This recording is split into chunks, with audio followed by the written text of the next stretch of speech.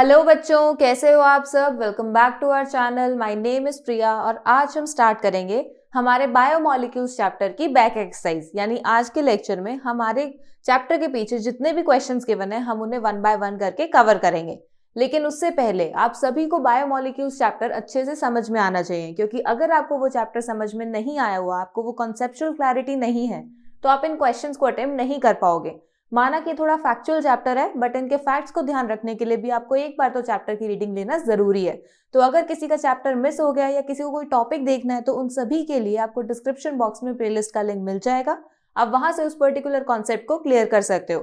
Plus अगर किसी को कोई पर्टिकुलर क्वेश्चन स्टडी करना है तो उसके लिए भी आपको डिस्क्रिप्शन बॉक्स में डिफरेंट टाइम स्टैम्प्स गिवन है। आप वहां से उस पर्टिकुलर टाइम स्टैम्प से उस पर्टिकुलर क्वेश्चन को स्टडी कर सकते हो। So let's begin with question number 1 कि फर्स्ट क्वेश्चन में क्या पूछा हुआ है।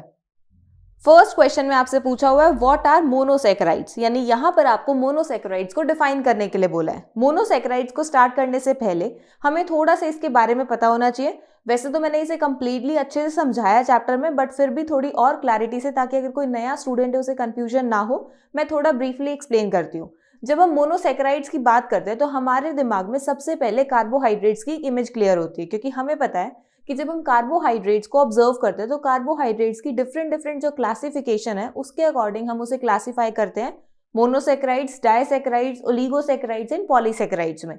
तो यहाँ पर आपके पास मोनोसैकेराइड एक कार्बोहाइड्रेट की यूनिट है, और उसके लिए अगर आपको मोनोसैकेराइड बताना है तो आपको कार्बोहाइड्रेट्स के बारे में नॉलेज होनी चाहिए। तो जब भी हम कार्बोहाइड्रेट्स को एक्सप्लेन करते हैं, कार्बोहाइड्रेट्स आपके वो मॉलिक्यूल्स होते हैं जिनमें आपके पास हाइड्रोक्सी फंक्शनल ग्रुप, उसके साथ साथ एल्डिहाइड और कीटोन फंक्शनल ग्रुप की प्रेजेंस होती है। यानी कि अगर आपको कार्बोहाइड्रेट्स को डिफाइन करना हो तो आप उनको डिफाइन करते हो कि दे आर पॉलीहाइड्रोक्सी।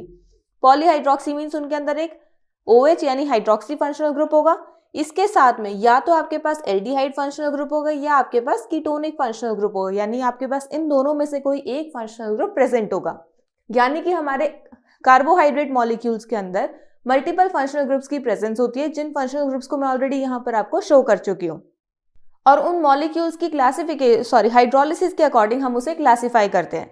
तो यहाँ पर हम कार्बोहाइड्रेट मॉलिक्यूल्स को सिर्फ उसी में क्लासिफाई नहीं करते कि हमारे पास जिन मॉलिक्यूल्स के अंदर हाइड्रोक्सी और ये एल्डिहाइड कीटोन फंक्शनल ग्रुप है उन्हें हम कार्बोहाइड्रेट्स बोलेंगे। आप उन मॉलिक्यूल्स को भी कार्बोहाइड्रेट्स बोलोगे जिनकी हाइड्रोलिसिस से आपको कुछ इस तरीके के प्रोडक्ट्स मिलते हैं। सो जब हम उसकी क्लासिफिकेशन करते हैं तो हमारे पास एक टाइप आती है मोनोसैकेराइड, जिसका मतलब है मोनो मीन्स सिंगल और सैकेराइड मीन्स कार्बोहाइड्रेट। यानी यहाँ पर हम ऐसे कार्बोहाइड्रेट मॉलिक्यूल्स के साथ डील करते हैं जिन्हें आप फर्दर हाइड्रोलाइज नहीं कर सकते हो, क्योंकि बाकी आप चाहे किसी भी क्लासिफिकेशन की बात करते हो, अगर आप डाइसैकेराइड्स की बात कर रहे हो, di means 2 and saccharide means carbohydrate, तो disaccharide means it contains of 2 carbohydrates, यानी कि वहां पर आप हाइड्रोलाइज करके 2 डिफरेंट मोनोसैकेराइड यूनिट्स को ऑब्टेन कर सकते हो। तो हम यहाँ पर मोनोसैकेराइड्स कैसे डिफाइन करेंगे कि एक टाइप का कार्बोहाइड्रेट है जिन्हें आप फर्दर हाइड्रोलाइज नहीं कर सकते हो। जैसे फॉर एग्जांपल ग्लूकोज, फ्रक्टोज, इन सारे मॉलिक्यूल्स को हम ऑलरेडी हमारे चैप्टर में डिस्कस कर चुके हैं। तो बस इसी तरीके से आपको यहाँ पर इसे डिफाइन करना है। सो आप इस क्वेश्चन को आंसर कैसे करोगे? A carbohydrate that can not be hydrolysed further to give simpler units of polyhydroxy aldehyde और polyhydroxy ketone is called a monosaccharide. For example, glucose, fructose, ribose, etc. Ribose भी आपके पास एक मोनोसैकेराइड है। जैसे आपने RNA की शुगर स्टडी करी थी ना, जिसमें हमने राइबोज देखा था, तो ये वही राइबोज मॉलिक्यूल है। So this was your question number 1, जहां पर हमने मोनोसैकेराइड्स को रिकॉल करा। Now let's move on towards your next question. Question number 2 में क्या पूछा हुआ है? What are reducing sugars? यानी यहाँ पर अब आपको reducing sugars को एक्सप्लेन करना है। तो sugars means carbohydrates which are reducing in nature. तो हमने ऑलरेडी हमारे कार्बोहाइड्रेट्स में reducing और नॉन reducing sugars के बारे में डिस्कस करा था, जहाँ पर हमने देखा था कि reducing sugars वो sugars होते हैं जो कि reducing agent की तरह काम करें। इनके नेम से ही हम उसके काम को सिग्निफाई करते हैं। तो reducing sugars reducing agent की तरह वर्क करेंगे, बट किसको रिड्यूस करेंगे? यानी अब आप यहाँ पर कुछ ऐसे रिएजेंट्स कंसिडर करोगे जिसकी हेल्प से आप इनको आइडेंटिफाई कर सको। यानी यहाँ पर हम जब फेलिंग्स और टॉलेंस सोल्यूशन के साथ इनकी रिएक्शन करवाते हैं तो हमें ये पता लगता है कि जो शुगर्स फेलिंग सोल्यूशन को और टॉलेंस रिएजेंट को रिड्यूस कर देते हैं उन शुगर्स को हम रिड्यूसिंग शुगर्स में कैटेगराइज करते हैं, और जो शुगर्स रिड्यूस नहीं कर पाते उन शुगर्स को हम नॉन रिड्यूसिंग शुगर्स में कैटेगराइज करते हैं। तो ओवरऑल इन शुगर्स को आइडेंटिफाई करने के लिए हम बोलते हैं कि जिनके अंदर आपके पास एल्डिहाइड और कीटोनिक फंक्शनल ग्रुप प्रेजेंट है वो आपके रिड्यूसिंग शुगर्स हैं, और जहां पर आपके पास एल्डिहाइड और कीटोनिक शुगर्स प्रेजेंट नहीं है या फिर वो कंबाइंड फॉर्म में है, उनके कॉम्बिनेशन में उसी कार्बन से कॉम्बिनेशन हुआ है, तो उन्हें आप नॉन रिड्यूसिंग शुगर्स में क्लासिफाई करते हो। तो रिड्यूसिंग शुगर्स को आप डिफाइन कैसे करोगे?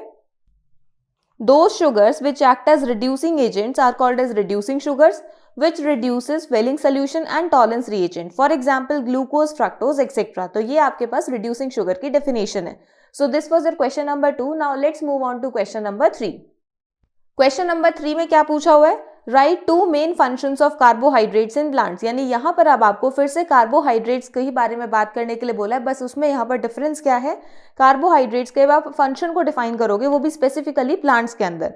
सो जब हम कार्बोहाइड्रेट्स के फंक्शन प्लांट्स में बात करते हैं तो हमारे दिमाग में सबसे पहले एक ही चीज आती है कि क्या हमने कुछ ऐसे मॉलिक्यूल्स को डिस्कस करा है जहां पर हम उसके प्लांट्स के साथ कुछ इंपॉर्टेंस को रिलेट कर सकें। तो जब हम ऐसे रिकॉल करते हैं तो हमें ध्यान में आता है कि हमने पॉलीसेकेराइड्स में डिफरेंट कार्बोहाइड्रेट मॉलिक्यूल्स को डिस्कस करा था, जिसमें हमारे पास मॉलिक्यूल्स थे स्टार्च, सेल्यूलोज, ग्लाइकोजन, जिसमें से जो स्टार्च और सेल्यूलोज मॉलिक्यूल थे वो प्लांट प्रोडक्ट्स के रिलेटेड में थे और जो ग्लाइकोजन था वो एनिमल से रिलेटेड अपनी कैटेगराइजेशन को शो कर रहा था। जिसमें हमने क्या देखा था कि जो स्टार्च मॉलिक्यूल है, स्टार्च का मतलब है कि हमारा जो स्टोर्ड फॉर्म है प्लांट के अंदर फूड का, कार्बोहाइड्रेट का, उसे हम स्टार्च बोलते हैं।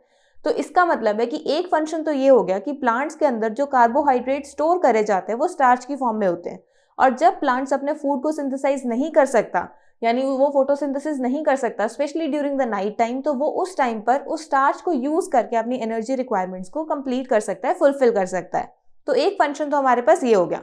सेकेंड फंक्शन क्या होगा? हमने देखा था सेल्यूलोज, और सेल्यूलोज कहाँ पर प्रेजेंट होता है? आपकी प्लांट की सेल वॉल में। तो इसका मतलब है कि जो प्लांट के सेल वॉल है, जो प्लांट सेल्स है, उनकी जो सेल वॉल है that is made up of cellulose. तो उसका मतलब है कि वो प्लांट्स को एक स्ट्रक्चर, एक रिजिडिटी प्रोवाइड करने में हेल्पफुल है। तो यहाँ से हमें हमारे कार्बोहाइड्रेट्स के दोनों फंक्शंस पता लग गए प्लांट्स के अंदर, और यही हमारे मेन फंक्शंस है। तो बस इसी तरीके से आपको अपने क्वेश्चन को आंसर करना है। तो यहाँ आप आंसर कैसे करोगे?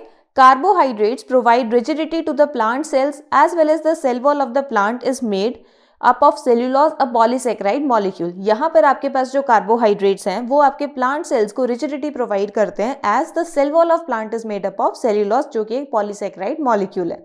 Further, after production of glucose during photosynthesis, glucose is converted to starch which act as the stored nutrient in plants। जो हमारा कार्बोहाइड्रेट ग्लूकोज की फॉर्म में प्रेजेंट होता है प्लांट्स में, वो हमारे प्लांट्स में स्टार्च की फॉर्म में स्टोर हो जाता है।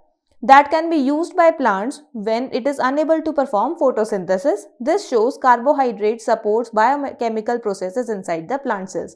क्योंकि जैसे कि हमारी बॉडी में कॉन्टिन्यूसली बायोकेमिकल रिएक्शंस होती रहती हैं, चाहे आप रेस्टिंग स्टेज पर हो या फिर आप किसी एक्टिविटी कर रहे हो, कोई एक्टिव स्टेज पर हो, लेकिन आपके पास जो आपकी बॉडी में बायोकेमिकल रिएक्शंस है, मेटाबॉलिक रिएक्शंस है, कंटिन्यू टू फंक्शन।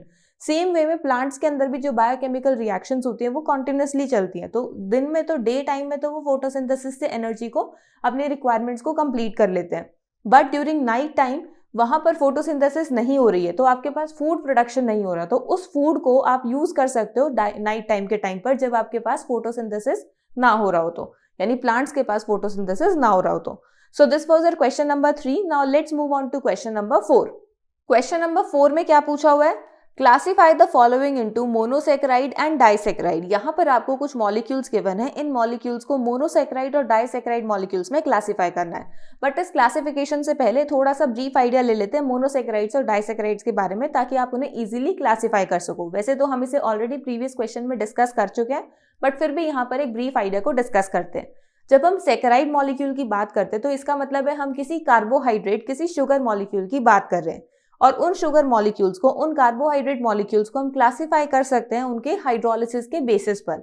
यानी कि अब आप उस मॉलिक्यूल को जब हाइड्रोलाइज करोगे तो आपके पास कितनी मोनोमर यूनिट्स आएंगी, उस बेसिस पर हम उसे क्लासिफाई कर सकते हैं। जिसमें हमारे पास दो हमारी क्लासिफिकेशन यूनिट्स में कैटेगरी आती हैं, monosaccharides and disaccharides. Saccharide means carbohydrate and mono means single and di means two, which means कि यहाँ पर हम मोनोसेक्राइड्स की जब बात करें तो इसे आप फर्दर हाइड्रोलाइज करके कोई भी कार्बोहाइड्रेट मॉलिक्यूल को ऑब्जर्व नहीं करोगे, क्योंकि monosaccharide means single carbohydrate unit. वहीं अगर आप डाइसेक्राइड्स की बात करते हो तो डाइसेक्राइड्स के केस में आपके पास दो कार्बोहाइड्रेट की यूनिट्स कंबाइन होती है, एज द नेम सजेस्ट। तो जब आप इसको हाइड्रोलाइज करोगे तो आपके पास दो कार्बोहाइड्रेट की मोनोसेक्राइड यूनिट्स ऑब्टेन होंगी। तो यहाँ पर हम इन मॉलिक्यूल्स को इन्हीं बेसिस के ऊपर क्लासिफाई करेंगे कि कौन से मॉलिक्यूल्स की हाइड्रोलिसिस से हमें फर्दर 2 यूनिट्स मिलती है और किसकी हाइड्रोलिसिस आप फर्दर ऑब्जर्व नहीं कर सकते हो। तो 1 बाय 1 करके मॉलिक्यूल्स को डिस्कस करते हैं। सबसे पहले हमारे पास है राइबोज मॉलिक्यूल। राइबोज शुगर अगर आपको ध्यान है तो एक 5 मेंबर्ड शुगर है। इसको आप कैसे ध्यान रख सकते हो, पेंटोज शुगर, क्योंकि हमने जो न्यूक्लिक एसिड्स डिस्कस करे थे उसमें आरएनए मॉलिक्यूल के अंदर हमने राइबोज शुगर को ऑब्जर्व करा था, विच मीन्स कि ये जो पेंटोज शुगर है इसे आप फर्दर हाइड्रोलाइज नहीं कर सकते हो। तो ये आपके पास क्या हुई, ये आपके पास एक मोनोसेक्राइड हुई। So this is your monosaccharide. फिर जब आप 2-डीऑक्सीराइबोज की बात करते हो तो ये आपके पास एक डीएनए की शुगर है, तो ये भी क्या हुआ आपके पास, मोनोसेक्राइड हुई। फर्दर माल्टोज की जब आप बात करते हो तो माल्टोज एक डाइसेक्राइड है, क्योंकि इसकी हाइड्रोलिसिस से आपको 2 ग्लूकोज यूनिट्स मिलती है। इसको हम ऑलरेडी हमारे चैप्टर में डिस्कस कर चुके हैं। तो ये माल्टोज क्या हुआ, ये आपकी डाइसेक्राइड हुई। फर्दर अगर आप गैलेक्टोज की बात करोगे तो लैक्टोज की हाइड्रोलिसिस से आपको गैलेक्टोज प्लस ग्लूकोज की फॉर्मेशन मिलती है। तो इसका मतलब है कि गैलेक्टोज भी आपका एक मोनोसेक्राइड यूनिट है जो आपका लैक्टोज की हाइड्रोलिसिस से ऑब्टेन हुआ है। फर्दर फ्रक्टोज एक मोनोसेक्राइड यूनिट है जो सुक्रोज की हाइड्रोलिसिस से मिलता है, और लैक्टोज तो हमारी डाइसेक्राइड यूनिट है। इसे हम ऑलरेडी अभी डिस्कस कर चुके हैं कि इसकी हाइड्रोलिसिस से हमें गैलेक्टोज प्लस ग्लूकोज की फॉर्मेशन मिलती है। सो इस तरीके से आप अपनी किसी भी शुगर मॉलिक्यूल को क्लासिफाई कर सकते हो। So this was your question number 4। Now let's move on to question number 5। Question number 5 में क्या पूछा हुआ है, What do you understand by the term glycosidic linkage? यहाँ पर आपको ग्लाइकोसिडिक लिंकेज टर्म को एक्सप्लेन करने के लिए बोला है। तो ग्लाइकोसिडिक लिंकेज यानी कि हमें यहाँ वर्ड से समझ आ रहा है कि कहीं ना कहीं हम किसी बॉन्ड की बात करें, किसी लिंकेज की बात कर रहे हैं। यानी हम यहाँ पर जितने भी हमने बायोमॉलिक्यूल्स डिस्कस करे थे उनमें कहीं ना कहीं किसी मॉलिक्यूल को डिस्कस करें, क्योंकि सभी जो मॉलिक्यूल्स हमने डिस्कस करे थे वो पॉलीमर मॉलिक्यूल्स थे जो मोनोमर यूनिट्स के कॉम्बिनेशन से बने थे, और उन मोनोमर्स को कंबाइन करने के लिए एक पर्टिकुलर लिंकेज की रिक्वायरमेंट थी। तो अगर हम थोड़ा सा रिकॉल करें तो हमें याद है हमने कार्बोहाइड्रेट्स के अंदर इस लिंकेज को डिस्कस करा था, which is your glycosidic linkage, जो आपके 2 मोनोमर यूनिट्स को कंबाइन करने में हेल्पफुल होती है। तो उसी डिस्कशन को हम यहाँ पर यूज करेंगे और उसी तरीके से अपने क्वेश्चन को आंसर करेंगे। सो जब आप ग्लाइकोसिडिक लिंकेज की बात करते हो, ग्लाइकोसिडिक लिंकेज आपकी वो लिंकेज है तो जो 2 मोनोसेक्राइड यूनिट्स के कॉम्बिनेशन पर जो बॉन्ड फॉर्म होता है उसे आप बोलते हो ग्लाइकोसिडिक लिंकेज। यानी कि monosaccharide units combined by an oxide linkage formed by the loss of water molecule. इसको आप ऑक्साइड लिंकेज भी बोलते हो, क्योंकि यहाँ पर आपके पास एक वाटर मॉलिक्यूल का लॉस होता है और आपके पास एक ऑक्सीजन की हेल्प से दोनों मॉलिक्यूल्स कंबाइन होते हैं। इसी वजह से आप इसे ऑक्साइड लिंकेज बोलते हो। Such a linkage between 2 monosaccharide units through an oxygen atom is called as glycosidic linkage। और इस तरीके की लिंकेज को हम ग्लाइकोसिडिक लिंकेज में कैटेगराइज करते हैं। जैसे फॉर एग्जाम्पल अगर आप सुक्रोज मॉलिक्यूल को ड्रॉ करोगे तो यहाँ पर आपका जो सुक्रोज मॉलिक्यूल है ग्लूकोज प्लस फ्रक्टोज के कॉम्बिनेशन से बना है, बट यहाँ पर जो ये आपके मॉलिक्यूल्स कंबाइन करें this is because of a oxide linkage. आप इस लिंकेज को ऑब्जर्व कर सकते हो, ऑक्सीजन की हेल्प से आपके दोनों मॉलिक्यूल्स लिंक्ड है, तो इसी वजह से इसे ऑक्साइड लिंकेज बोला जाता है। और इसका दूसरा नाम ग्लाइकोसिडिक लिंकेज है जो फॉर्म हुआ है आपके एक वाटर मॉलिक्यूल के लॉस से। सो बस यही आपको इस तरीके से एक डायग्रामेटिक रिप्रेजेंटेशन और अपने ग्लाइकोसिडिक लिंकेज को डिफाइन करना है। सो बस इसी तरीके से आपको अपने क्वेश्चन को भी आंसर करना है। So this was your question number 5। Now let's move on to question number 6। Question number 6 में क्या पूछा हुआ है, What is glycogen and how is it different from starch? यहाँ पर अब आपको ग्लाइकोजन और स्टार्च के बारे में कुछ ना कुछ एक्सप्लेन करने के बोला है, जिसमें आपको सबसे पहले ये बोला है कि आप ग्लाइकोजन को डिफाइन करो और फर्दर उसको डिफरेंशिएट करो स्टार्च से। सो जब हम ग्लाइकोजन और स्टार्च की बात करते हैं तो हमें पता है कि ये पॉलीसेक्राइड मॉलिक्यूल्स हैं। पॉलीसेक्राइड मॉलिक्यूल्स मतलब कि ऐसे कार्बोहाइड्रेट मॉलिक्यूल्स जिनको हाइड्रोलाइज करके हमें नंबर ऑफ मोनोमर यूनिट्स यानी number of monosaccharide units observe होती है। सो अब यहाँ पर हमने जब पॉलीसेक्राइड्स को डिस्कस करा था हमारे चैप्टर में तो हमने ग्लाइकोजन और स्टार्च इन दोनों मॉलिक्यूल्स को डिस्कस करा था, जिसमें हमने क्या देखा था कि स्टार्च आपका वो मॉलिक्यूल होता है, वो पॉलीसेक्राइड मॉलिक्यूल होता है जब आपके प्लांट्स आपके ग्लूकोज मॉलिक्यूल्स को स्टोर करना चाहते हैं, आपके कार्बोहाइड्रेट को स्टोर करना चाहते हैं, तो वो स्टोर आप स्टार्च की फॉर्म में ऑब्जर्व करते हो, वो स्टोरेज। वहीं अगर आप किसी एनिमल बॉडी के अंदर कार्बोहाइड्रेट्स की स्टोरेज को ऑब्जर्व करते हो तो वो ग्लाइकोजन की फॉर्म में स्टोर होता है। तो यहाँ पर हमारे पास ग्लाइकोजन की डेफिनेशन भी क्लियर हो गई कि यहाँ हम हमारे एनिमल बॉडी की बात करें जिसमें आपका कार्बोहाइड्रेट स्टोर होता है जिस फॉर्म में, और डिफरेंशिएशन भी मिल गया हमें कि जो ग्लाइकोजन है वो आपके एनिमल बॉडी के अंदर स्टोरेज की तरह वर्क करता है और जो स्टार्च है वो आपके प्लांट बॉडी के अंदर स्टोरेज मॉलिक्यूल आपकी रिप्रेजेंटेशन करता है। फर्दर अगर हम इसकी स्ट्रक्चरल डिफरेंसेस की बात करें तो जो ग्लाइकोजन है वो हमारे स्टार्च मॉलिक्यूल यानी प्लांट के स्टार्च मॉलिक्यूल में अमाइलोपेक्टिन नाम का जो आपका एक मॉलिक्यूल था उससे सिमिलराइज करता है, वो आपका इसके साथ फेमिलियर स्ट्रक्चर शो करता है। बट डिफरेंस क्या आता है, ग्लाइकोजन थोड़ा ज्यादा हाईली ब्रांच्ड मॉलिक्यूल है as compare to your amylopectin molecule. तो बस उसी डिफरेंस को आपको यहाँ पर शो करना है। इन सभी चीजों को हम ऑलरेडी हमारे चैप्टर में डिस्कस कर चुके हैं, यहाँ मैं बस आपको रिकॉल कर रही हूँ, यानी एक तरीके से हम हमारे चैप्टर को रिवाइज कर रहे हैं। और इसी वजह से मैंने चैप्टर के मॉलिक्यूल इन एक्सरसाइज को स्टार्ट करने से पहले बोला था आपको कि चैप्टर का आपको एक बार रीडिंग लेनी जरूरी है ताकि आप इन सारे क्वेश्चंस को इजीली अटेम्प्ट कर सको। सो आप इस क्वेश्चन को आंसर कैसे करोगे? Glycogen is a polymer of alpha D glucose. The carbohydrates are stored in animal body as glycogen. It is also called as animal starch, क्योंकि प्लांट्स में जो स्टार्च की फॉर्म में कार्बोहाइड्रेट स्टोर होता है वो स्टार्च की फॉर्म में होता है और एनिमल्स में ग्लाइकोजन की फॉर्म में होता है, इसी वजह से इसे एनिमल स्टार्च भी बोला जाता है। Its structure is similar to amylopectin which is a starch molecule, क्योंकि स्टार्च को हमने अमाइलोज और अमाइलोपेक्टिन दो फॉर्म में स्टडी करा था, but glycogen is more highly branched as compare to amylopectin molecule. तो यही आपका इसका डिफरेंशिएटिंग फैक्टर है। So this was your question number 6। Now let's move on to question number 7। Question number 7 में क्या पूछा हुआ है? What are the hydrolysis products of sucrose and lactose. यहाँ पर अब आपको सुक्रोज और लैक्टोज को हाइड्रोलाइज करने के लिए बोला है। तो सुक्रोज और लैक्टोज दोनों एक डाइसैकेराइड मॉलिक्यूल्स हैं जिन्हें हम ऑलरेडी हमारे चैप्टर में डिस्कस कर चुके हैं। हमने इनकी हाइड्रोलिसिस को ही डिस्कस करा था, तो बस उसी हाइड्रोलिसिस को आपको यहाँ पर यूज करना है। सो जब हम सुक्रोज को हाइड्रोलाइज करते हैं जिसका मॉलिक्यूलर फॉर्मूला है C12H22O11, तो इसकी हाइड्रोलिसिस से आपके पास दो मोनोसैकेराइड यूनिट्स आती हैं which is alpha D glucose and beta D fructose, जिनका मॉलिक्यूलर फॉर्मूला सेम है C6H12O6। और सिमिलर वे में जब आप लैक्टोज को हाइड्रोलाइज करते हो तो लैक्टोज का भी मॉलिक्यूलर फॉर्मूला C12H22O11 है, जिसकी हाइड्रोलिसिस से आपको दो मोनोसैकेराइड यूनिट्स मिलती हैं because it is a disaccharide molecule which is beta D galactose and beta D glucose। Again इनका मॉलिक्यूलर फॉर्मूला सेम है which is C6H12O6। इसका मतलब है कि यहाँ पर आपको इन मॉलिक्यूल्स को डिफरेंशिएट करने के लिए थोड़ा सा स्ट्रक्चर की हेल्प लेनी पड़ती है। तो ये तो इनकी हाइड्रोलिसिस हो गई, बट ये तभी आप इस तरीके से रिप्रेजेंट करोगे अगर आपका क्वेश्चन 1 मार्क या 2 मार्क्स का होगा। बट यही क्वेश्चन अगर थोड़ा सा हाई वेटेज वाला होगा तो उस टाइम पर आप अपने sucrose molecule, glucose molecule, fructose molecule, इन सारे मॉलिक्यूल्स के स्ट्रक्चर्स को ड्रॉ करके दिखाओगे जो ऑलरेडी हम हमारे चैप्टर में डिस्कस कर चुके हैं। अब वहां से उसे रेफर कर सकते हो। So this was your question number 7, जहां पर हमने डाइसैकेराइड मॉलिक्यूल्स की हाइड्रोलिसिस को रिकॉल करा। आई होप आपको ये क्वेश्चन अच्छे से क्लियर हो गया होगा और वेटेज के अकॉर्डिंग किस तरीके से क्वेश्चन को आंसर करना होता है वो भी अच्छे से समझ में आ गया होगा। So this was your question number 7। Now let's move on to question number 8। Question number 8 में क्या पूछा हुआ है? What is the basic structural difference between starch and cellulose। यहाँ पर अब आपको स्टार्च और सेल्यूलोज को डिफरेंशिएट करना है, इनकी स्पेशली आपको यहाँ पर इनका स्ट्रक्चरल डिफरेंस क्लियर करना है। सो जब हम स्टार्च और सेल्यूलोज मॉलिक्यूल की बात करते हैं तो ये हमारे पॉलीसैकेराइड मॉलिक्यूल्स हैं जिन्हें हम ऑलरेडी पॉलीसैकेराइड्स के अंदर डिस्कस कर चुके हैं। वहां पर हमने इन दोनों मॉलिक्यूल्स को डिस्कस करा था और हमने ये ऑब्जर्व करा था कि स्टार्च और सेल्यूलोज दोनों ही हमें प्लांट्स के अंदर ऑब्जर्व होते हैं, जिसमें जो स्टार्च मॉलिक्यूल है ये आपके प्लांट्स में जो कार्बोहाइड्रेट स्टोर होता है वो फॉर्म को शो करता है। और वहीं जब हम सेल्यूलोज की बात करते हैं तो सेल्यूलोज आपके प्लांट की सेल वॉल में प्रेजेंट होता है जो प्लांट्स को स्ट्रक्चर और रिजिडिटी प्रोवाइड करता है।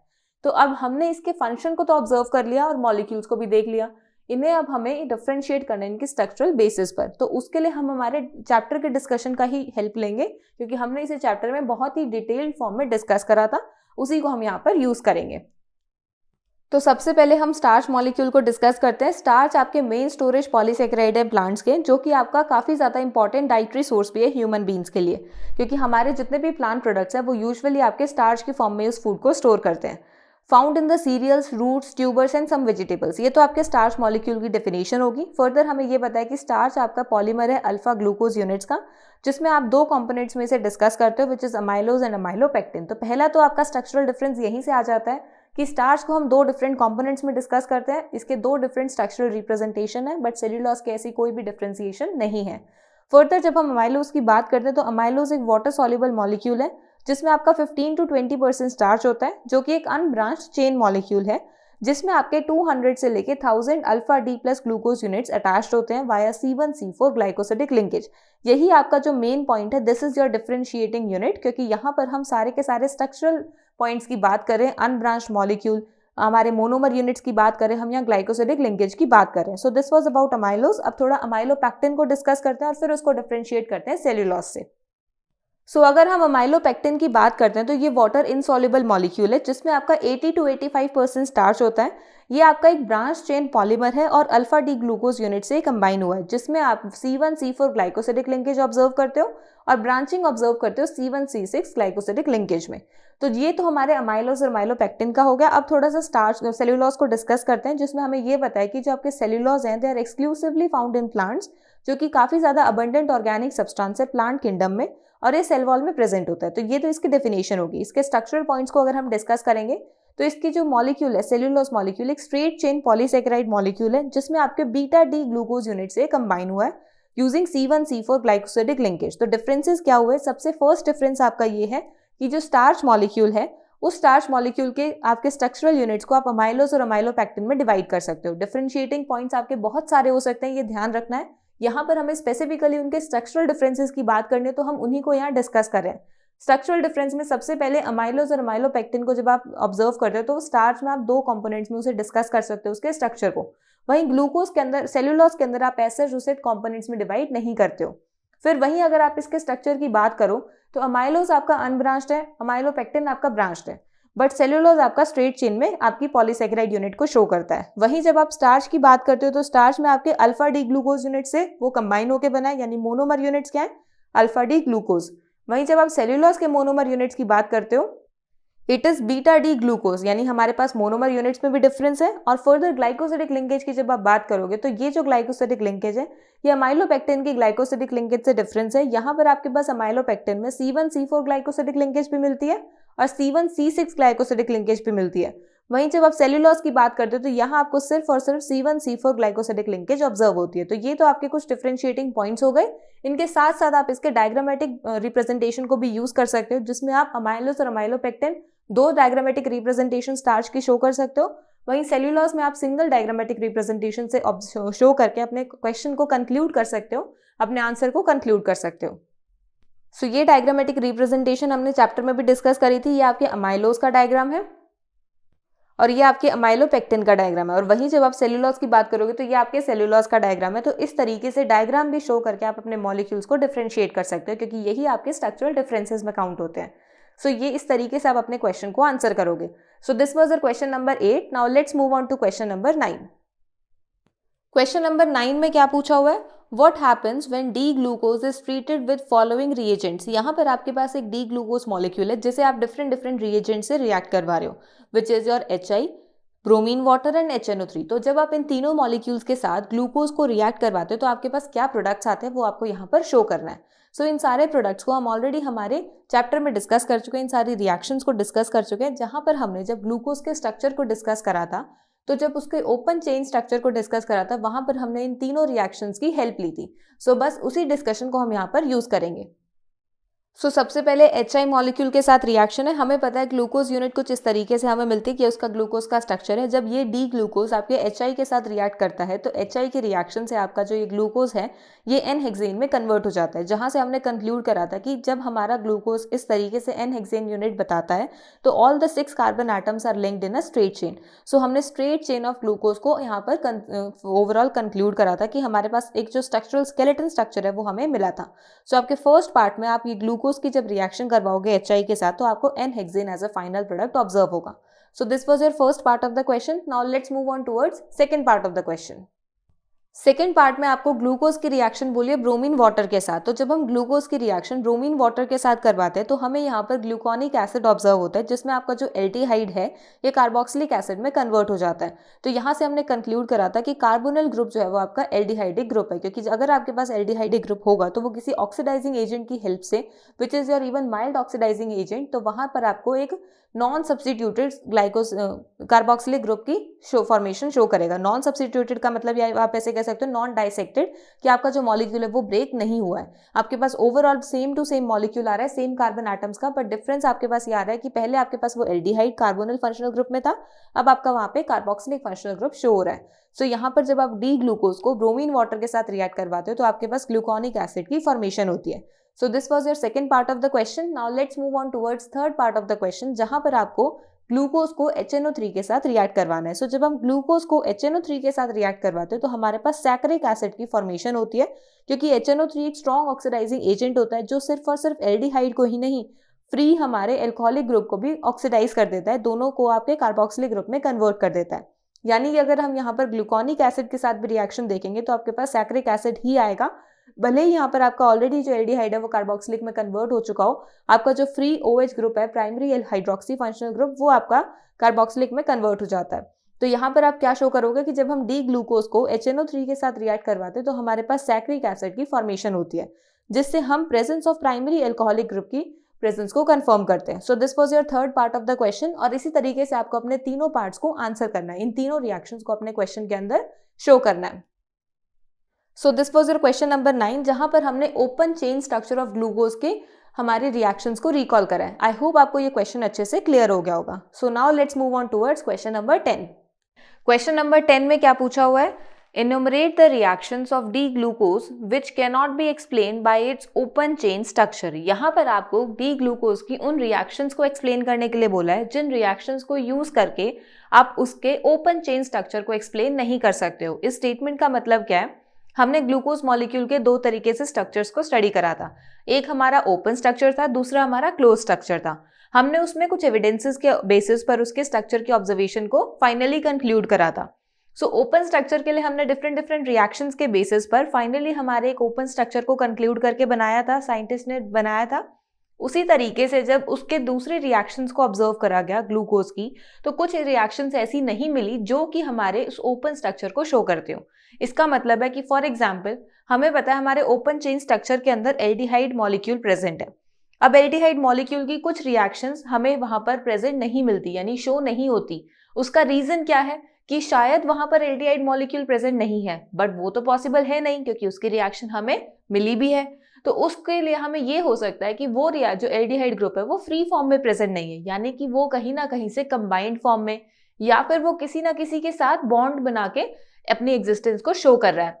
सो उस तरीके से हमने फाइनली कंक्लूड करा था कि हमारे पास कुछ मॉलिक्यूल्स के अंदर आपको, या फिर आप ऐसे कह सकते हो कि ग्लूकोज मॉलिक्यूल दो स्ट्रक्चरल रिप्रेजेंटेशंस में ऑब्जर्व होता है, एक ओपन चेन स्ट्रक्चर और दूसरा closed ring structure.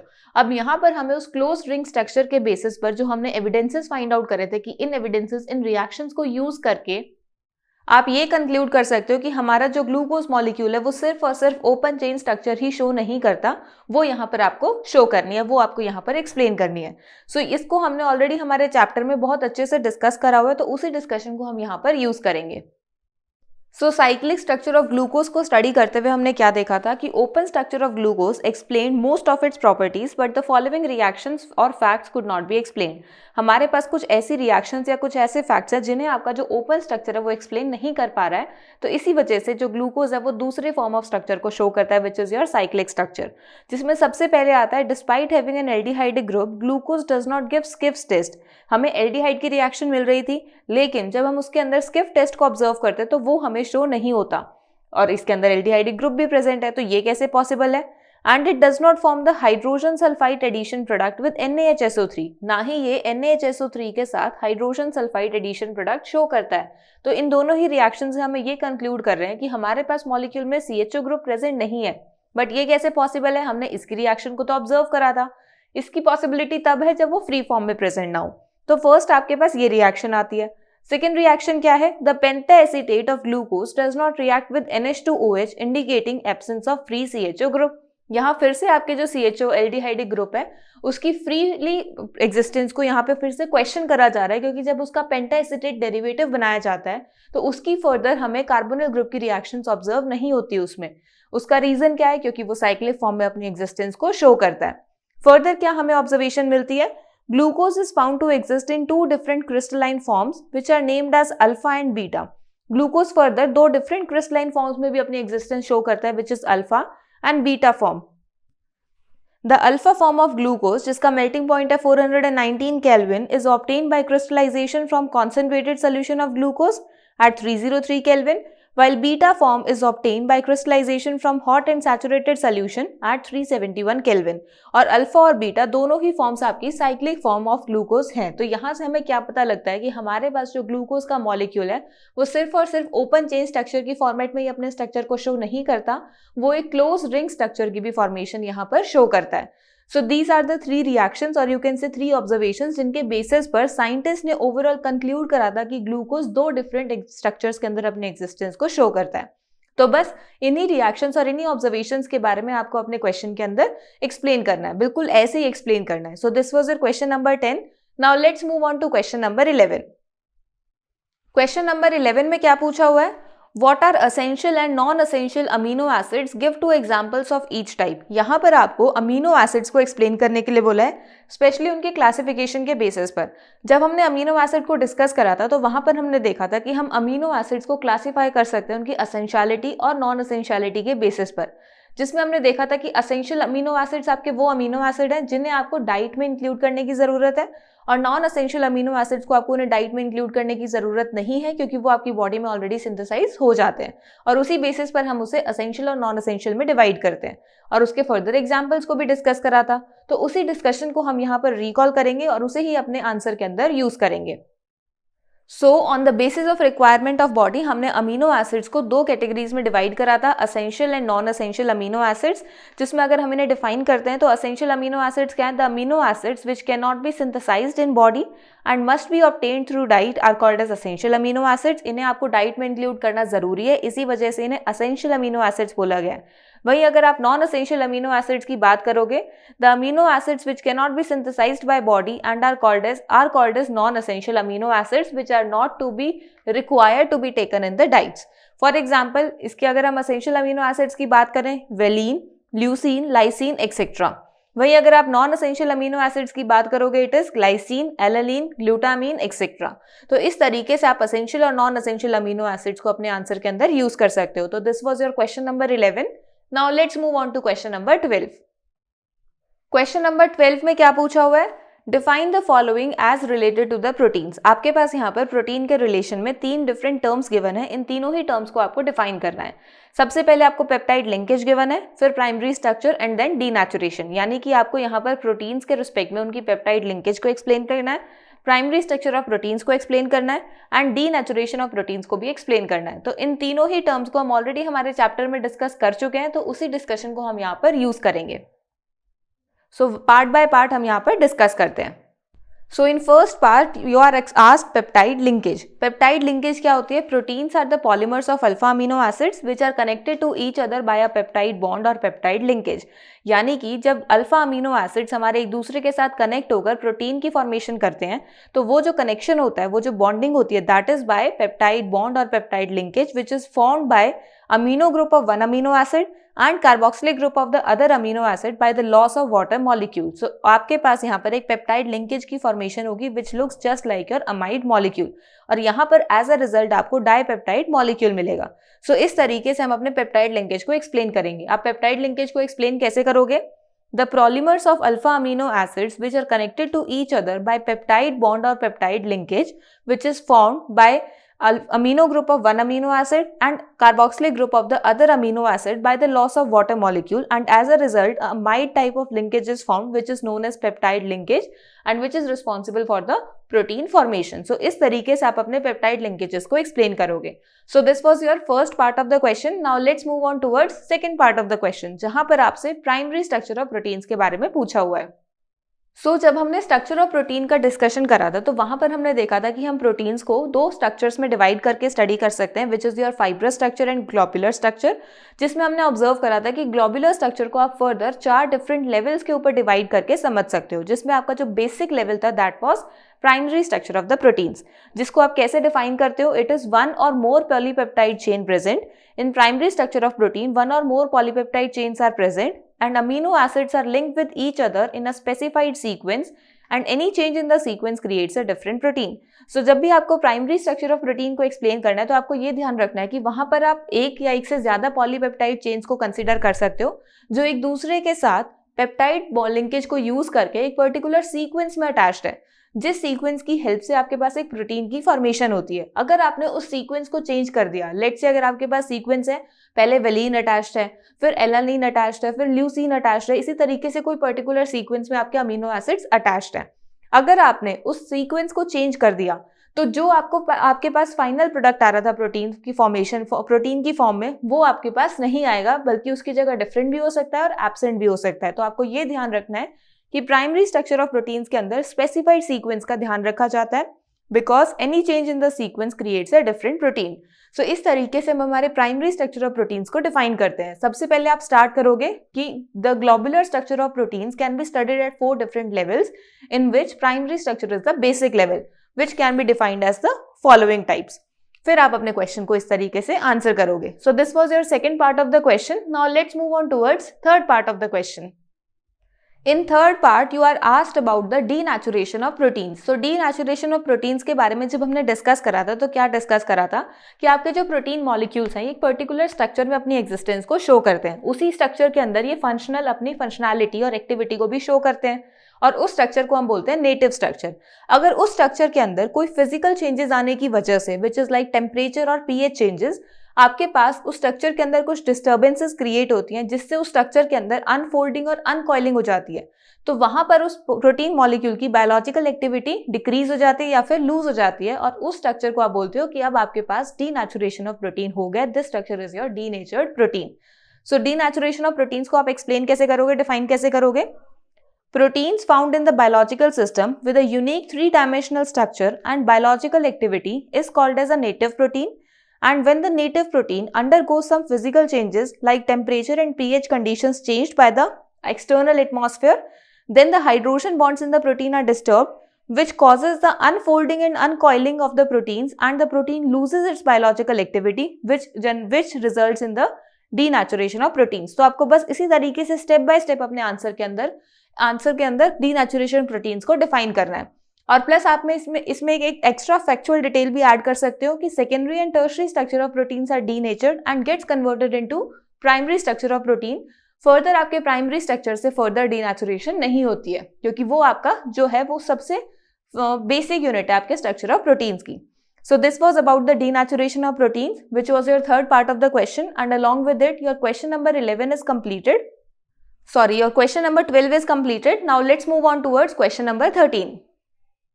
Question number 13 में क्या पूछा हुआ है? What are common types of secondary structure of proteins? यहाँ पर अब आपको secondary structure of proteins के common types को explain करने के लिए पूछा है। प्रीवियस पार्ट में हमने प्रीवियस क्वेश्चन में क्या डिस्कस करा था? प्राइमरी स्ट्रक्चर ऑफ प्रोटीन्स, जिसमें हमने देखा था कि हमारा जो ग्लोबुलर स्ट्रक्चर है प्रोटीन्स का, उसको हम 4 डिफरेंट लेवल्स में डिस्कस कर सकते हैं, which is primary, secondary, tertiary and quaternary structure, जिसमें हम ऑलरेडी प्राइमरी स्ट्रक्चर को प्रीवियस क्वेश्चन में डिस्कस कर चुके हैं। यहाँ पर अब हमें सेकेंडरी स्ट्रक्चर को डिस्कस करना है, वो भी उसके फर्दर टाइप्स के बेसिस पर। जब हमने सेकेंडरी स्ट्रक्चर को डिस्कस करा था तो वहां पर हमने उसको अल्फा हेलिक्स और बीटा प्लेटेड स्ट्रक्चर में डिवाइड करके स्टडी करा था, तो उसी डिस्कशन को हम यहाँ पर यूज करेंगे, यानी एक तरीके से हम हमारे डिस्कशन को रिकॉल करेंगे। सो हमने क्या देखा था? There are 2 types of secondary structure proteins which are alpha helix structure and beta pleated sheet structure, जिसमें हम 1 बाय 1 दोनों स्ट्रक्चर्स को डिफाइन करेंगे। अल्फा हेलिक्स स्ट्रक्चर की जब आप बात करते हो तो वो कुछ इस तरीके से हमें ऑब्जर्व होता है, जिसका क्या मतलब है आप इसकी डेफिनेशन से समझ सकते हो। In this structure the amino group of an amino acid residue forms hydrogen bond with the carbonyl group of adjacent turn of the right handed screw. यहाँ पर क्या आपके पास जो हेलिकल स्ट्रक्चर है, यानी कि आपका जो प्रोटीन का स्ट्रक्चर है, ये एक हेलिकल स्ट्रक्चर की फॉर्म में अपने एग्जिस्टेंस को शो करता है, हेलिक्स बना लेता है। और इस हेलिकल स्ट्रक्चर के अंदर आपके पास अमीनो ग्रुप है और कार्बोक्सिलिक ग्रुप है।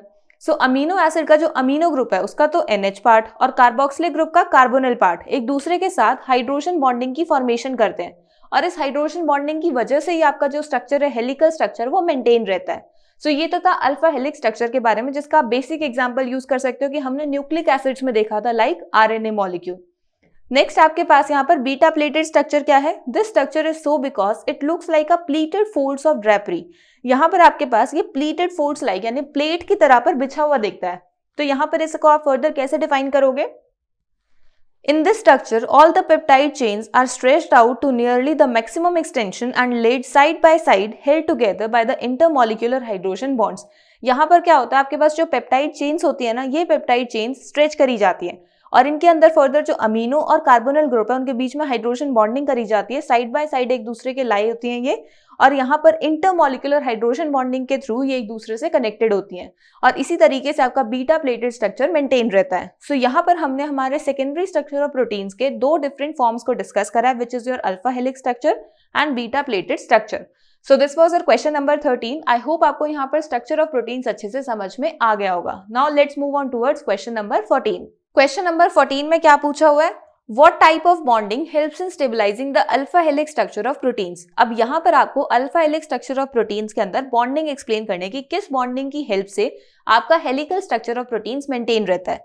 अब इस क्वेश्चन को तो हम ऑलरेडी हमारे प्रीवियस क्वेश्चन में डिस्कस कर चुके हैं, जहां पर हमने सेकेंडरी स्ट्रक्चर ऑफ प्रोटीन्स को डिस्कस करा था, जिसके अंदर हमने अल्फा हेलिक्स स्ट्रक्चर को भी डिस्कस किया था। वहां पर हमने देखा था कि हमारे पास अल्फा हेलिक्स स्ट्रक्चर के अंदर अमीनो और कार्बोनिल ग्रुप के बीच में हाइड्रोजन बॉन्डिंग बनती है, जिसकी हेल्प से आपका जो ओवरऑल स्ट्रक्चर है वो आपकी मेंटेन रहती है, उसकी स्ट्रक्चर की स्ट्रेंथ और आप कह सकते हो स्टेबिलिटी मेंटेन रहती है।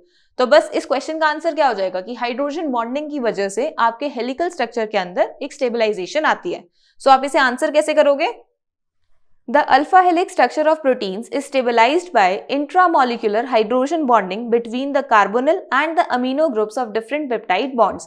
So इस तरीके से हमारा जो अल्फा हेलिकल स्ट्रक्चर था उसकी बॉन्डिंग की हेल्प से, स्पेशली हाइड्रोजन बॉन्डिंग की हेल्प से उसका स्ट्रक्चर मेंटेन रहता है, उसमें एक स्टेबिलिटी रहती है। So this was your question number 14. Now let's move on towards question number 15.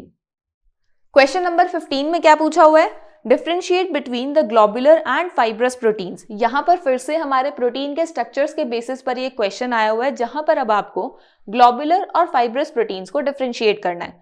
So globular और फाइब्रस प्रोटीन्स को तो हम ऑलरेडी हमारे डिस्कशन में, स्पेशली हमारे चैप्टर के अंदर काफी अच्छे से डिस्कस कर चुके हैं, तो उसी डिस्कशन को हम यहाँ पर यूज करेंगे। सो हमने चैप्टर में क्या डिस्कस करा था कि प्रोटीन्स को हमने उनके मॉलिक्यूलर शेप के बेसिस पर दो कैटेगरीज में डिवाइड करके स्टडी करा था, which is your fibrous proteins and globular proteins. जिसमें फाइब्रस प्रोटीन्स को डिफाइन करते हुए हम कैसे डिफाइन करते हैं? When the polypeptide chains runs parallel and are held together by the hydrogen and disulphide bonds, then fibre like structure is formed. तो हमारे पास इस तरीके से फाइब्रस प्रोटीन का स्ट्रक्चर होता है, जहां पर हमारे पास डिफरेंट पॉलीपेप्टाइड चेन्स एक दूसरे के पैरेलल रन करती हैं और हाइड्रोजन और डाइसल्फाइड बॉन्ड्स की हेल्प से कनेक्टेड होती हैं। वहीं अगर आप ग्लोबुलर प्रोटीन्स की बात करोगे तो globular means spherical like structure. When the chains of polypeptide coils around to give a spherical shape is called as globular protein. Further अगर हम इसकी सॉल्युबिलिटी को चेक करेंगे तो fibrous proteins are insoluble in water, for example keratin and myosin, and globular proteins are soluble in water, for example insulin and albumin. So इस तरीके से आप फाइब्रस और ग्लोबुलर प्रोटीन्स को डिफरेंशिएट कर सकते हो और यही आपको अपने क्वेश्चन के अंदर आंसर करना है। So this was your question number 15. Now let's move on towards question number 16. Question number 16 में क्या पूछा हुआ है? How would you explain the amphoteric behaviour of amino acids. यहाँ पर आपको अमीनो एसिड्स के एम्फोटेरिक बिहेवियर को एक्सप्लेन करने के लिए बोला है। सो जब भी आपके पास इस तरीके से कोई क्वेश्चन आता है तो वहां पर आप सबसे पहले टर्म्स को कैच करना सीखो। अगर आपको मतलब नहीं भी पता तो भी आप समझ जाओगे, आंसर नहीं भी पता तो भी आप आंसर तक पहुंच जाओगे। देखो कैसे। सबसे पहले यहाँ पर अमीनो एसिड्स की बात हुई है तो आपके दिमाग में अमीनो एसिड्स का तो जनरल जो स्ट्रक्चर है वो फिक्स हो जाना चाहिए। हमारे पास अमीनो एसिड्स का जनरल स्ट्रक्चर क्या होता है कि हमारे पास यहाँ पर एक अमीनो ग्रुप होता है NH2 group which is attached to a carbon, जिसके ऊपर एक तरफ कार्बोक्सिलिक ग्रुप प्रेजेंट होता है, एक तरफ हाइड्रोजन और दूसरी तरफ आपके पास एक R ग्रुप प्रेजेंट होता है, जिसको हम चेंज करते रहते हैं as per the different amino acid structures. अब ये हमारा जनरल स्ट्रक्चर है अमीनो एसिड्स का। अब यहाँ पर हमें इस स्ट्रक्चर के अंदर उसके एम्फोटेरिक बिहेवियर को एक्सप्लेन करना है। सो सबसे पहले हमें एम्फोटेरिक बिहेवियर यानी एम्फोटेरिक मॉलिक्यूल के बारे में पता होना चाहिए। तो ये तो हमारी बेसिक स्टडी है, हम ऑलरेडी हमारे 9-10 क्लासेस से इसे डिस्कस करते आ रहे हैं कि एम्फोटेरिक मॉलिक्यूल्स वो मॉलिक्यूल्स होते हैं जो एसिड और बेसिस दोनों की तरह रिएक्शन शो करते हैं। यानी कि ये भी हो सकता है कि दोनों के साथ भी रिएक्शन शो करे, क्योंकि एसिड बेस के साथ रिएक्शन शो करते हैं और बेस एसिड के साथ। और अगर कोई मॉलिक्यूल एसिड और बेस दोनों तरीके से वर्क करेगा तो वो दोनों मॉलिक्यूल्स के साथ ही रिएक्शन शो करेगा। सो इसका मतलब है हमें इस मॉलिक्यूल के अंदर एसिडिक और बेसिक दोनों कैरेक्टर्स को आइडेंटिफाई करना है। हम बिल्कुल देख के समझ पा रहे हैं यहाँ पर हमारा जो अमीनो ग्रुप है ये बेसिक नेचर का होता है और कार्बोक्सिलिक ग्रुप हमारा एसिडिक नेचर का होता है। इसे हम बहुत बार डिस्कस कर चुके हैं हमारे बायोमोलिक्यूल्स चैप्टर में भी और हमारे पीछे ऑर्गेनिक केमिस्ट्री के चैप्टर्स के अंदर भी। तो यहाँ से आप ये कंक्लूड कर सकते हो कि हमारे पास ये जो अमीनो एसिड मॉलिक्यूल है इसमें acidic as well as basic दोनों ग्रुप्स प्रेजेंट है, जिसकी वजह से जब कार्बोक्सिलिक मॉलिक्यूल अपना H पॉजिटिव रिलीज करता है तो वो H पॉजिटिव इस अमीनो ग्रुप जो है ना इसको वो गेन कर लेता है, जिस वजह से इस पर एक नेगेटिव चार्ज और इस पर एक पॉजिटिव चार्ज की जनरेशन होती है। तो मॉलिक्यूल में acidic as well as basic दोनों बिहेवियर शो होते हैं, इसी वजह से वो एम्फोटेरिक बिहेवियर शो करता है। और ऐसा मॉलिक्यूल जिसमें पॉजिटिव और नेगेटिव दोनों चार्जेस एक ही मॉलिक्यूल में हो, उस मॉलिक्यूल को हम बोलते हैं ज्विटर आयन मॉलिक्यूल। तो बस यही आपको अपने क्वेश्चन के अंदर एक्सप्लेन करना है। सो आप इस क्वेश्चन को आंसर कैसे करोगे? Amino acids have amino group, basic in nature, and accepts a proton and carboxylic group which loses a proton, forming a dipolar ion called the Zwitter ion. In this form, amino acid behaves both as an acid and base, so they are amphoteric in nature. यहाँ पर इस तरीके से आप इसके structure को show कर सकते हो. So this is your Zwitter ion molecule. So this was your question number 16. Now let's move on towards question number 17. Question number 17 में क्या पूछा हुआ है? व्हाट आर एंजाइम्स, यानी यहाँ पर आपको एंजाइम्स को डिफाइन करने के लिए बोला हुआ है। सो जब भी हमारे सामने ऐसे एंजाइम्स की डेफिनेशन आती है तो हम डायरेक्टली इसे डिफाइन कर सकते हैं, जिसमें आप लिखोगे कि enzymes are proteins that act as biological catalyst by accelerating chemical reactions. Almost all enzymes are globular proteins. They are very specific for a particular reaction and for a particular substrate. They are generally named after the compound upon which they work. For example, enzyme maltase, which catalyzes the hydrolysis of maltose. और further आप उन्हें name कर सकते हो उनके reaction के basis पर. That is sometimes they can also be named after the reaction where they are used. For example oxido reductase, जहां पर आप इस एंजाइम को ऑक्सीडेशन और रिडक्शन दोनों ही रिएक्शंस के अंदर यूज करते हो. अब आप बोलोगे कि मैम आपने तो फटाफट से रीडिंग ले दी, तो यहाँ तो हमें कुछ नहीं समझ आया. इस डिस्कशन को, इस एंजाइम्स वाले टॉपिक को हम ऑलरेडी हमारे चैप्टर में काफी अच्छे से डिस्कस कर चुके हैं, इसी वजह से मैंने यहाँ रीडिंग ली थी. यहाँ पर आपके सामने सिर्फ और सिर्फ एंजाइम्स को डिफाइन करा हुआ है. एंजाइम्स को सबसे पहले डिफाइन करा एक सिंपल सी डेफिनेशन में, जिसमें ये बोला गया है कि enzymes are the proteins. Enzyme proteinaceous nature के होते हैं जो बायोलॉजिकल कैटलिस्ट की तरह वर्क करते हैं, जिसका काम होता है किसी भी केमिकल रिएक्शन को एक्सेलरेट करना. और ज्यादातर एंजाइम्स का structure globular type of proteins का होता है. तो ये तो एंजाइम्स की डेफिनेशन हो गई. अगर आपका 1 मार्क का क्वेश्चन है तो आप यहाँ तक अपने क्वेश्चन को आंसर करके छोड़ सकते हो. अगर वहीं पर आपके क्वेश्चन के अंदर 2 या 3 मार्क्स की वेटेज आती है तो वहां पर आप उसके इस तरीके से एग्जांपल्स के साथ डिफाइन कर सकते हो. They are very specific for a particular reaction and for a particular substrate. आपके पास जो एंजाइम्स होते हैं वो स्पेसिफिक नेचर के होते हैं. ऐसा नहीं आप किसी भी एंजाइम को किसी भी रिएक्शन में यूज करो. फर्दर आप उसको उसके नेम्स के बेसिस पर डिफाइन कर सकते हो कि आपका जो एंजाइम्स होता है वो नेम करे जाते हैं या तो कंपाउंड के बेसिस पर जिस पर वो काम कर रहे हैं, जैसे माल्टेज एंजाइम माल्टोज पे काम कर रहा है, या फिर उनकी रिएक्शन के बेसिस पर जिस रिएक्शन में वो यूज हो रहे हैं. जैसे for example oxido reductase enzyme, जिसे आप ऑक्सीडेशन और रिडक्शन वाली रिएक्शंस के अंदर यूज करते हो. सो इस तरीके से आप अपने एंजाइम मॉलिक्यूल्स को डिफाइन कर सकते हो. तो बिल्कुल इसी तरीके से आपको अपने क्वेश्चन को भी आंसर करना है.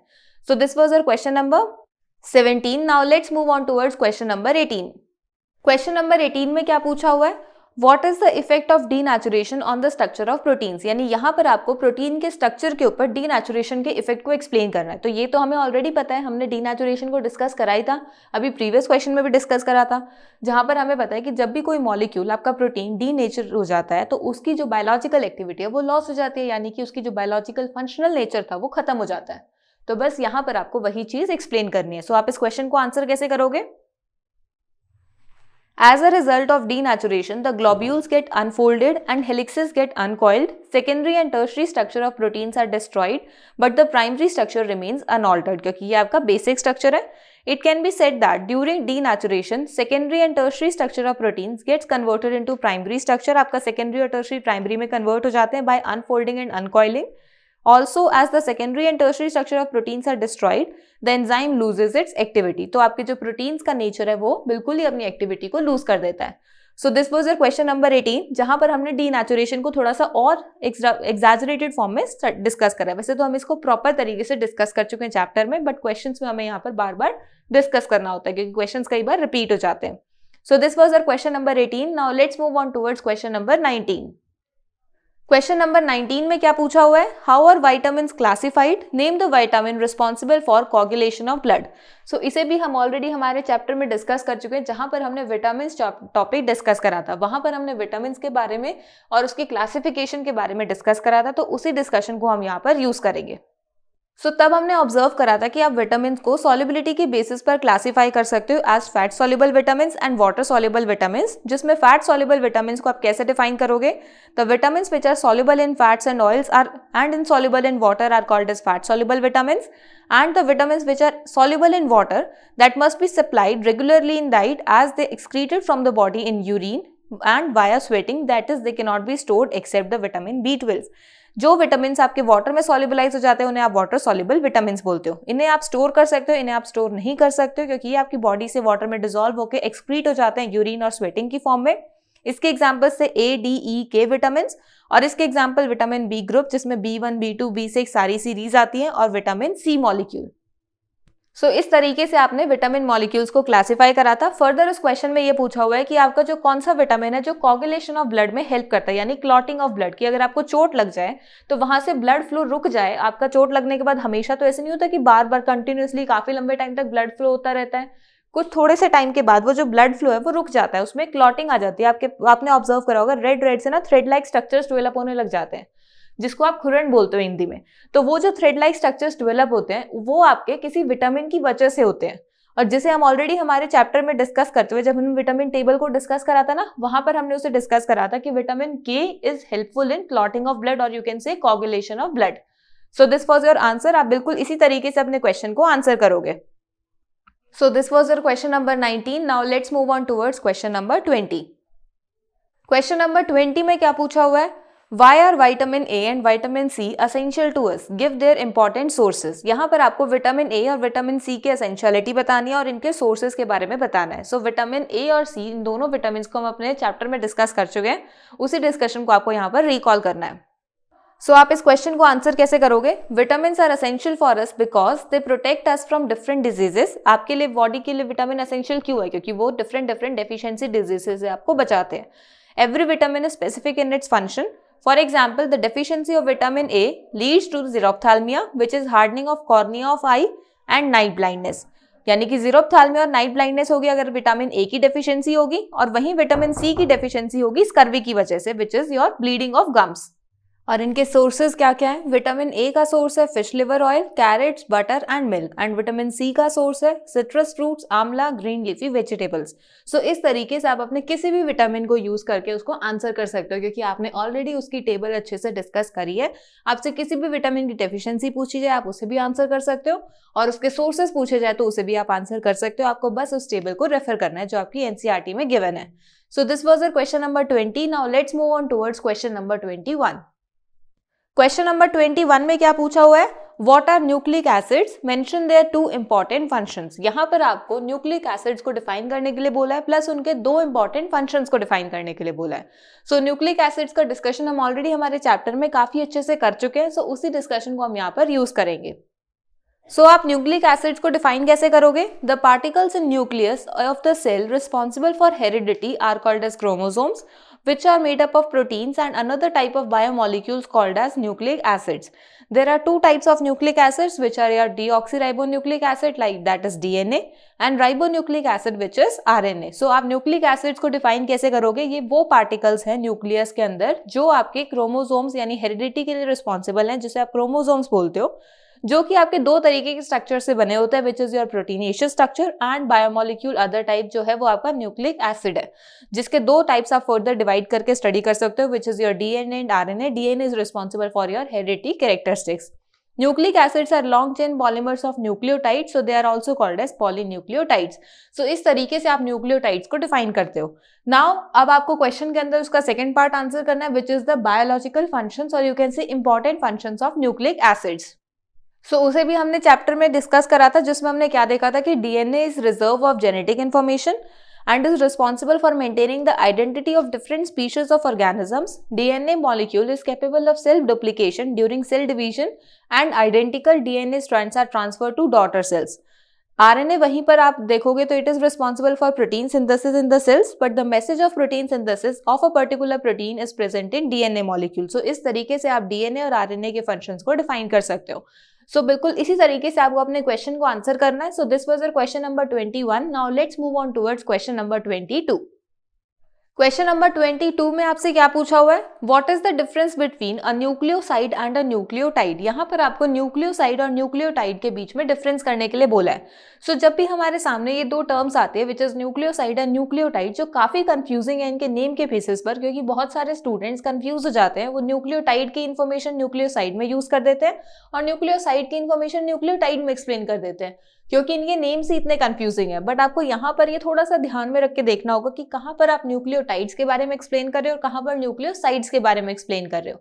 जब हम न्यूक्लियोटाइड की बात करते हैं तो न्यूक्लिक एसिड के जो मोनोमर यूनिट्स है उन्हें हम न्यूक्लियोटाइड्स बोलते हैं, और न्यूक्लियोटाइड्स आपके फर्दर न्यूक्लियोसाइड से फॉर्म हुए हैं। तो अब किस तरीके से हम इसे डिफरेंशिएट करेंगे वो ऑब्जर्व करते हैं। सो यहाँ पर हम न्यूक्लियोटाइड और न्यूक्लियोसाइड को डिफरेंशिएट कर रहे हैं। न्यूक्लियोटाइड सबसे पहले, the phosphodiester bond connects a phosphate group to the nucleoside to make a nucleotide. यहाँ से आपको क्या पता लगा कि जब भी आप किसी न्यूक्लियोटाइड मॉलिक्यूल को फॉर्म करते हो तो ये आपका तभी फॉर्म होता है जब आप किसी फॉस्फेट ग्रुप को न्यूक्लियोसाइड मॉलिक्यूल के अंदर अटैच करते हो। अब जब आप ये फॉस्फेट ग्रुप को न्यूक्लियोसाइड मॉलिक्यूल के अंदर अटैच करते हो तो यहाँ पर इस अटैचमेंट में आपके पास एक बॉन्ड की फॉर्मेशन होती है which is your phosphodiester bond. तो इस तरीके से आपके पास मॉलिक्यूल में न्यूक्लियोटाइड की फॉर्मेशन होती है। वहीं अगर आप न्यूक्लियोसाइड की बात करोगे, a nucleoside is formed when a nitrogenous base reacts with the carbon atom 1 of deoxyribose sugar and the N-glycosidic bond holds them together। Nucleoside आपका कब फॉर्म होता है, जब आपका जो नाइट्रोजनस बेस है वो शुगर के साथ कंबाइन करता है। तो इस तरीके से आपके पास जो स्ट्रक्चर बनता है उसे आप बोलते हो न्यूक्लियोसाइड, और उसी स्ट्रक्चर के अंदर अगर एक फॉस्फेट ग्रुप की अटैचमेंट होती है तो उसे आप बोलते हो न्यूक्लियोटाइड। फर्दर आप इसे कैसे डिफरेंशिएट करते हो, nucleotide is made up of nucleotides that have been phosphorylated and is acidic in nature. इसका थोड़ा सा एसिडिक नेचर होता है। वहीं जब आप न्यूक्लियोसाइड की बात करते हो तो it is a nucleotide component. Nucleotide का एक कॉम्पोनेंट है न्यूक्लियोसाइड, क्योंकि जब आप न्यूक्लियोटाइड्स ऑब्जर्व करते हो it is by the combination of nucleoside and phosphate group and slightly basic in nature. Further आप अगर इसके अंदर ऑब्जर्व करोगे तो nucleotides act as the precursor of DNA, RNA and polynucleotides, क्योंकि यही आपका जो न्यूक्लियोटाइड है ये मोनोमर यूनिट है किसी न्यूक्लिक एसिड का। वहीं अगर आप न्यूक्लियोसाइड की बात करोगे it act as the precursor of nucleotide, क्योंकि इसके फर्दर कॉम्बिनेशन से न्यूक्लियोटाइड की फॉर्मेशन होती है। फर्दर अगर हम इसके एग्जाम्पल्स की बात करेंगे तो न्यूक्लियोटाइड में आप एग्जाम्पल दे सकते हो एडिनाइन ट्राइफॉस्फेट का, और वहीं न्यूक्लियोसाइड में आप बोल सकते हो एडिनोसिन मॉलिक्यूल, जिसमें आपका जो एडिनाइन मॉलिक्यूल है वो शुगर के साथ कंबाइन होता है, उसे हम बोलते हैं एडिनोसिन मॉलिक्यूल। सो इस तरीके से आप न्यूक्लियोटाइड को न्यूक्लियोसाइड से डिफरेंशिएट कर सकते हो। आई होप आपको इन दोनों का डिफरेंशिएशन जो पॉइंट्स है वो अच्छे से समझ में आ गए होंगे। फर्दर अगर इसकी वेटेज थोड़ी और ज्यादा आती है तो आप यहाँ पर डायग्रामेटिक रिप्रेजेंटेशन यूज कर सकते हो, जिसमें आप न्यूक्लियोसाइड में शुगर मॉलिक्यूल के साथ बेस की अटैचमेंट करोगे और न्यूक्लियोटाइड में शुगर मॉलिक्यूल और बेस के साथ एक फॉस्फेट ग्रुप की भी अटैचमेंट शो कर सकते हो, जिन स्ट्रक्चर्स को हम ऑलरेडी हमारे चैप्टर में डिस्कस कर चुके हैं। तो वहां से आप उन स्ट्रक्चर्स को रेफर कर सकते हो। So this was your question number 22। Now let's move on towards question number 23। Question number 23 में क्या पूछा हुआ है, The two strands in DNA are not identical but complementary explain। यहाँ पर आपको DNA के complementary nature को explain करने के लिए बोला हुआ है। So DNA के complementary nature को हम ऑलरेडी हमारे चैप्टर में डिस्कस कर चुके हैं, जहां पर हमने क्या देखा था कि DNA मॉलिक्यूल के अंदर जो बेसिस होते हैं, जो दोनों स्ट्रैंड के बेसिस होते हैं, वो आपके कॉम्प्लीमेंट्री नेचर के होते हैं। इसका क्या मतलब है, देखो हम क्वेश्चन को आंसर करते हुए समझते हैं। In the helical structure of DNA, the two strands are held together by the hydrogen bonds। आपके जो दो strands हैं DNA के, उन्हें आप हाइड्रोजन बॉन्ड्स की हेल्प से कनेक्ट करके रखते हो, हेल्ड करके रखते हो एक साथ। Between the specific pairs of bases, जिसमें आप ऑब्जर्व करते हो कि जो साइटोसिन है it forms hydrogen bonds with guanine, जहां पर आपके पास साइटोसिन और ग्वानिन के बीच में ट्रिपल बॉन्ड बनता है। While the adenine forms hydrogen bond with thymine, जहां पर एडिनाइन और थाइमिन के बीच में एक डबल बॉन्ड की फॉर्मेशन होती है। Due to this base pairing principle, the sequence of bases in one strand automatically fixes the sequence of bases in other strand। अब यहाँ से हमें अदर स्ट्रैंड की सीक्वेंस कैसे पता लगी, मान लो एक ब्रांच स्ट्रैंड में आपके पास एक पर्टिकुलर सीक्वेंस है, हमें पता है जो पर्टिकुलर बेसिस है उसके ऑपोजिट वही आपके पर्टिकुलर बेसिस आएंगे। साइटोसिन है तो ग्वानिन आएगा, एडिनाइन है तो थाइमिन आएगा। सो अब दूसरे स्ट्रैंड के बेसिस को अपने उस फर्स्ट स्ट्रैंड के बेसिस पर आप उसमें आइडेंटिफाई कर सकते हो। So thus the two strands are not identical but complementary। So इसी वजह से दोनों strands को identical नहीं बोला जाता, complementary बोला जाता है, क्योंकि identical होते तो दोनों ही strands में same basis आपको मिलते। एडिनाइन के सामने एडिनाइन मिलता है, एडिनाइन के सामने थाइमिन नहीं मिलता। So इस तरीके से हम डीएनए के कॉम्प्लीमेंट्री नेचर को एक्सप्लेन कर सकते हैं। So this was your question number 23। Now let's move on towards question number 24। Question number 24 में क्या पूछा हुआ है? Right the important structure and functional differences between DNA and RNA. यहाँ पर अब आपको डीएनए और आरएनए को डिफरेंशिएट करना है। सो डीएनए और आरएनए को हम डिफरेंशिएट करेंगे अपने डिफरेंट स्ट्रक्चरल और फंक्शनल पॉइंट्स के बेसिस पर। किस तरीके से डिफरेंशिएट करेंगे आप ऑब्जर्व करो। सो जब हम डीएनए को और आरएनए को डिफरेंशिएट करते हैं तो सबसे पहले आप ऑब्जर्व करोगे कुछ स्ट्रक्चरल पॉइंट्स को। The pentose sugar present in DNA is beta D2 deoxyribose sugar, वहीं आरएनए के अंदर the pentose sugar is beta D ribose sugar. Further अगर हम डीएनए के बेसिस की बात करें तो bases present in DNA are adenine, guanine, cytosine and thymine, और वहीं अगर आप आरएनए के बेसिस की बात करोगे that is adenine, guanine, cytosine and uracil, यानी यहाँ पर आपके पास थाइमीन की जगह यूरासिल प्रेजेंट होता है। फर्दर डीएनए आपका डबल स्ट्रैंडेड होता है और आरएनए आपका सिंगल स्ट्रैंडेड होता है। तो ये तो इसके स्ट्रक्चरल डिफरेंसेस आ गए। वहीं अगर आप इसके फंक्शनल डिफरेंसेस की बात करोगे तो DNA is a chemical basis of heredity, क्योंकि हमें बताइए हेरिडिटी कैरेक्टर्स के लिए रिस्पॉन्सिबल होता है, and has unique property of replication, क्योंकि ये रेप्लिकेट करके हमारे ऑफस्प्रिंग्स के अंदर डीएनए के ट्रांसफर करता है। वहीं अगर आप आरएनए की बात करोगे it is not responsible for heredity, और इसके अंदर रेप्लिकेट होने की भी प्रॉपर्टी नहीं है। तो आप यहाँ पर फर्दर ऐड कर सकते हो it do not have the property of replication. वहीं अगर आप डीएनए की बात करोगे it controls the transmission of heredity characteristics, वहीं RNA controls the protein synthesis, क्योंकि हमने आरएनए के फंक्शंस में सिंथेसिस ऑफ प्रोटीन को ही डिस्कस करा था। सो इस तरीके से आप डीएनए को आरएनए से उसके structural as well as functional differences के बेसिस पर डिफरेंशिएट कर सकते हो। सो आई होप आपको डीएनए और आरएनए के बीच में स्ट्रक्चरल और फंक्शनल डिफरेंसेस अच्छे से क्लियर हो गए होंगे। सो this was your question number 24। Now let's move on towards question number 25। Question number 25 में क्या पूछा हुआ है? What are different types of RNA found in the cells? यानी यहाँ पर अब आपको आरएनए के टाइप्स बताने हैं, जिसे हम ऑलरेडी हमारे लेक्चर में डिस्कस कर चुके हैं, जहां पर हमने क्या देखा था कि आरएनए मॉलिक्यूल आपका क्या है, in secondary structure of RNA helices are present which are only single stranded, जिसे आप फर्दर 3 टाइप्स में डिवाइड करके स्टडी करते हो, which is your messenger RNA which is mRNA, ribosomal RNA which is rRNA and transfer RNA which is tRNA। सो इस तरीके से हमने इन तीनों टाइप्स को यहाँ पर ऑब्जर्व करा, और यही तीनों टाइप्स आपको अपने क्वेश्चन के अंदर मेंशन करने हैं। So this was your question number 25 and along with it your all the questions of back exercise are completed. I hope आपको सारे के सारे क्वेश्चंस अच्छे से समझ में आ गए होंगे। अगर फिर भी किसी कोई डाउट है तो आप कमेंट सेक्शन में पूछ सकते हो। So if you like the video then do like and share the video and also subscribe to our channel. Thank you.